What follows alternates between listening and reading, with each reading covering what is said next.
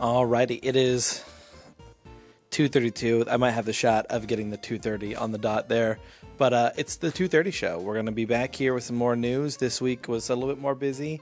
At least we have the added story of what games are releasing this month, so look forward to that here in a second. But this is the date right here, and here are the commenters from the last video printed out. We have 97 Buckeye Guy saying props to Zach on the fastest read in the day. I bet he was in the hurry to beat Jonah to the bathroom. And then just a snow bunny. I didn't realize what that was. That's a snow bunny.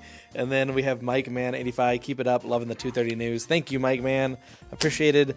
Let me go ahead and get somebody in here for our first news story of the day. Dungeons & Dragons 2025 Monster Manual. Scheduled for release on February 18th, 2025, the latest edition of the Monster Manual brings significant updates for the Dungeons & I just had a stroke. The latest edition of Monster Manual brings significant updates for Dungeon Masters and players alike. This version features over 500 monsters, including 85 plus new creatures, such as the Archhag, the Blob of Annihilation, and the Vampire Nightbringer. The Archhag is named after McAllister. I didn't know they could add more monsters at this point. Hasn't this game been around for like 800 years now? I feel like everything's already there. The manual now sorts monsters alphabetically. I feel like that should have been there to begin with appendices, categorizing them by type, challenge rating, and habitat, making it easier for Dungeon Masters to plan encounters. Stat blocks have been streamlined to simplify combat, and flexibility in monster alignments and characteristics allow for more customization and storytelling. This monster manual is part of the broader 2024 revisions to the Dungeons & Dragons rules, aiming to refine the game's mechanics while maintaining compatibility with existing materials. What cryptid would you add to the monster manual? Is cryptid just like a fancy word for monster? It's like your Sasquatch, Yeti, Mothman, Chupacabra. Oh, your people think they exist, they go hunting for them, but they don't, or you may not exist. Goose guy. It's a half goose, half guy that likes to eat the upper bodies of humans to replace his goose half. That's not real. Look it up. Is this Gooseman? No, I made it up. Okay, yeah. All right, so I don't think we said happy birthday to Sean Kingston yet, so happy birthday to him.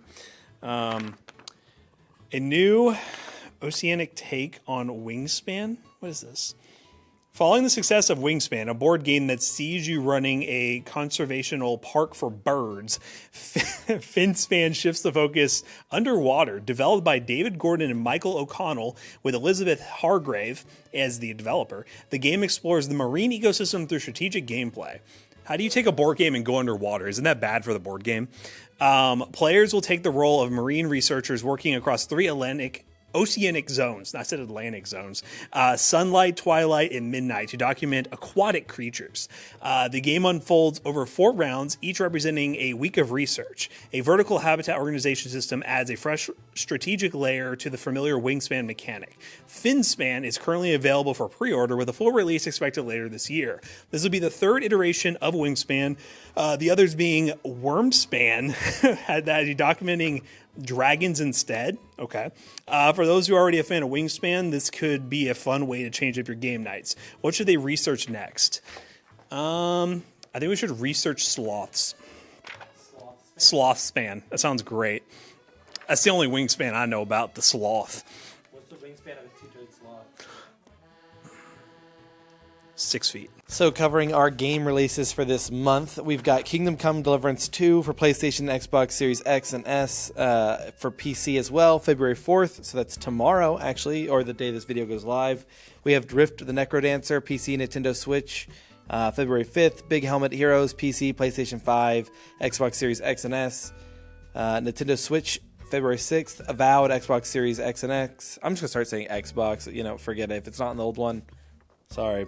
We have Xbox and PC on February 18th. Like a Dragon, Pirate Yakuza in Hawaii. I'm very excited for this one.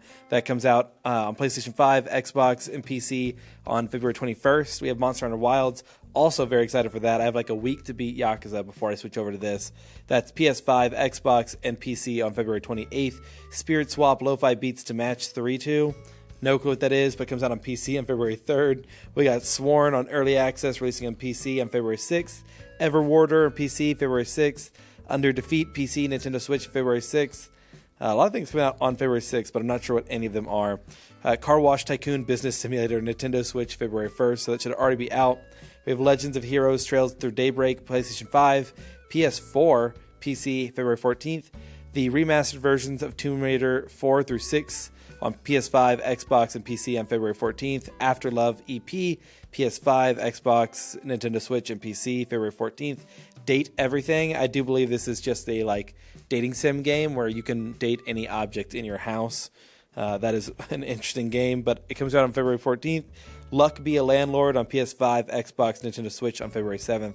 Civ 7, PlayStation 5, Xbox, and PC on February 11th. And last, Seguro Quest Dice Heroes on PC and Nintendo Switch, February 7th. I am most excited for, I have it right here, what game am I excited for? It's going to be Monster Hunter and Like a Dragon. And I think I'll play Kingdom Come Deliverance because it's either that or Street Fighter, the release of the new DLC character, Mai.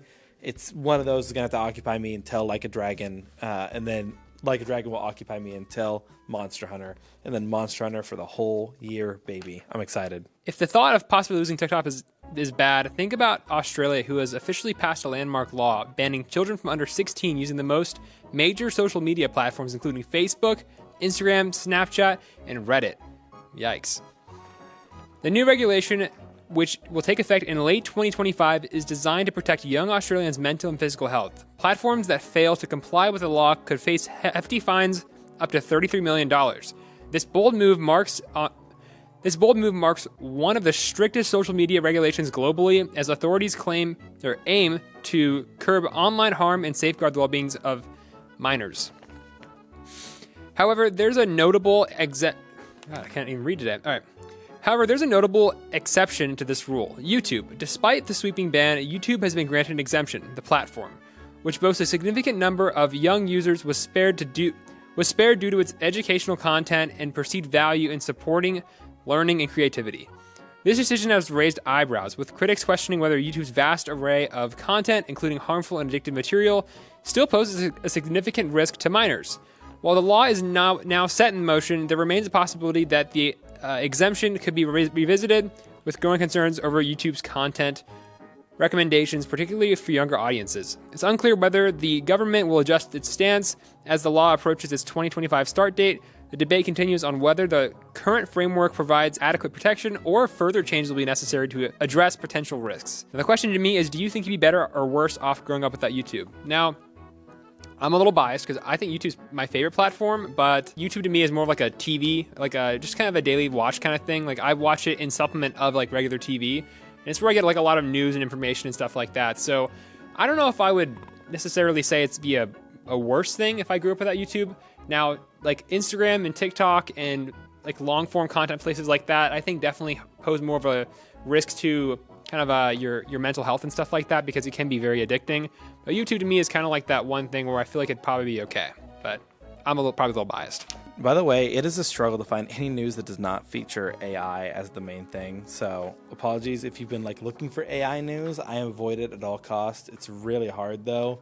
The closest I could get to not AI was Elon Musk. So apologies, but that's what we have for the news today. Once Jackson gets in here. Neuralink claims a new leap in brain-human interfacing. I already don't like the idea of this. In a 29-second clip posted to Twitter, Neuralink claims that they've successfully enabled someone to write the word convoy onto a whiteboard via a robotic arm controlled by a brain implant.